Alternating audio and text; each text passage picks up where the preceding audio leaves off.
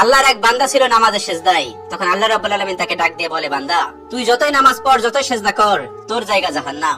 এই কথা শুনে বান্দাটি বলল, আলহামদুলিল্লাহ। আল্লাহ তখন বলে, এই বান্দা, জাহান্নামের কথা শুনে কেউ আলহামদুলিল্লাহ কয়? বান্দা তখন বলে, আল্লাহ, জাহান্নামের মালিকও তুমি, জান্নাতের মালিকও তুমি। তুমি আল্লাহ খুশি হয়ে যদি আমাকে জাহান্নামও দাও, তাও আমার আপত্তি করার কোনো অধিকার নেই।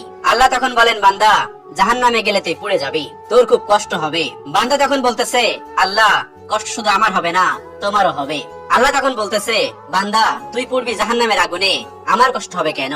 বান্দা তখন বলে, আল্লাহ, কোন মায়ের কোল থেকে যদি কোনো বাচ্চা পানিতে পড়ে যায়, তাহলে কোনো মায়ের দূরে দাঁড়িয়ে থাকতে পারে না, দৌড়ে গিয়ে বাচ্চাকে কোলে নেয়। আমার বিশ্বাস ওই মায়ের চেয়ে কোটি কোটি গুণ দয়া তোমার বেশি। আমাকে জাহান্নাম দিলে তুমিও আল্লাহ শান্তি পাবে না। আল্লাহ তখন বলে, বান্দা, এই দলিল তুই কই পাইলি?